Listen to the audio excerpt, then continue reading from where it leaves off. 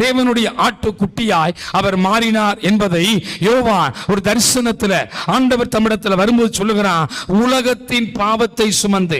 அப்ப இந்த நாட்கள்ல உங்க பாவத்தை, என்னுடைய பாவத்தை யார சுமக்க முடியும்? யாராவது சுமக்க முடியுமா? நம்ம தலைவலிய, நம்முடைய பேக் பெயினை யாராவது சுமக்க முடியுமா? சுமக்க முடியாது. உலகத்தில் சொல்லுவாங்க, நான் உனக்கு சாப்பாடு தர்றேன்ப்பா, உனக்கு பணம் கூட தர்றேன், உன்னை ஆஸ்பத்திரி கூட்டு போறேன் கூட்டு வரேன், ஆனால் நீ அழுகிற, உன் வேதனை நினைச்ச முடியாதே, என்னால் புரிந்து கொள்ள முடியாது. உன் வேதனையை என்னால் நினைச்ச முடியாது, அதை ஏற்றுக்கொள்ள முடியாது. அது உனக்கு வந்த வேதனை, உன் வயிற்று வேதனை, உன் சரீர வேதனையை என்னால் ஏற்றுக்கொள்ள முடியாது. ஆனால் ஆண்டவர் நம்முடைய வேதனைகளை அவர் ஏற்றுக்கொண்டார். அல்லேலூயா! நம்முடைய வேதனைகளை அவர் ஏற்றுக்கொண்டார். உலகத்தின் பாவத்தை அவர் சுமந்து தீர்த்தார். பழைய ஏற்பாட்டு காலத்தில் சில இன்ட்ரோடக்ஷனை கொடுத்துட்டு புதிய ஏற்பாட்டுக்குள்ள கடந்து வரலாம். பழைய அக்கிரமத்தை நிவர்த்தி செய்யவும், பாவத்தை நிவர்த்தி செய்யவும், மனிதனுடைய முரட்டாட்ட குணத்தை நிவர்த்தி செய்ய மூசையால் முடியாது, வேற எந்த மனுஷனாலையும் முடியாது. அதற்குத்தான் நம்ம அழகாய் சொல்லுகிறான், ஆண்டவரே நீரே எங்கள் மத்தியில எழுந்தருளி எங்களை உமக்கு சுதந்திரமாய் மாற்ற வேண்டுமானால், எங்களை உம்முடைய பிள்ளையாய் மாற்ற வேண்டுமானால், எங்களுடைய அக்கிரமத்தை நீக்க வேற யாராலையும் முடியாது.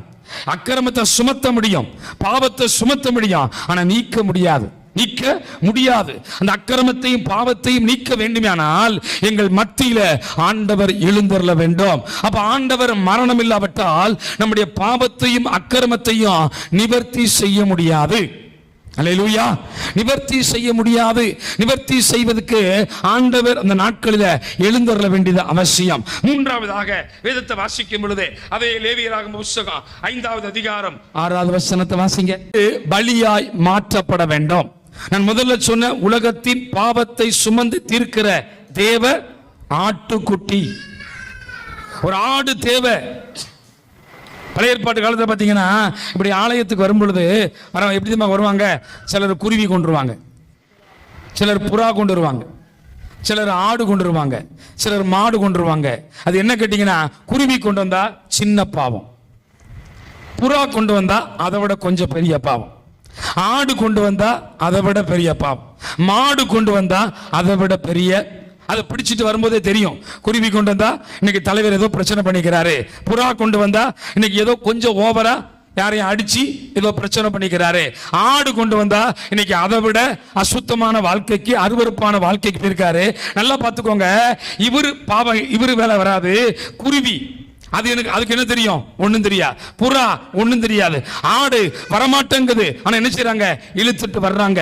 மாடு வரமாட்டேங்குது, அதுக்கு எங்க கொண்டு போறான்னு தெரியல, இழுத்து கொண்டு ஆசாரிடத்துல வெட்டுவாங்க. ஆசாரி என்ன பண்ணுவான்?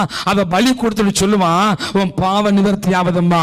அன்பு தேவனுடைய பிள்ளையே, நீயும் நானும் செய்த சின்ன பாவத்துக்காய், பெரிய பாவத்துக்காய், அக்கிரமத்துக்காய், துன்மார்க்கத்துக்காய், துணிகரத்திற்காய், நீயும் நானும் கண்களில் செய்த பாவத்துக்காய், காதுகளில் செய்த பாவத்துக்காய், மனதில் செய்த பாவத்துக்காய், இருதயத்தில் செய்த பாவத்திற்காய், உணர்வில் செய்த பாவத்திற்காய், ரகசிய பாவத்திற்காய் ஆண்டவர் அன்றைக்கு பாவ நிவாரண பலியாய் மாற்றப்பட்டார்.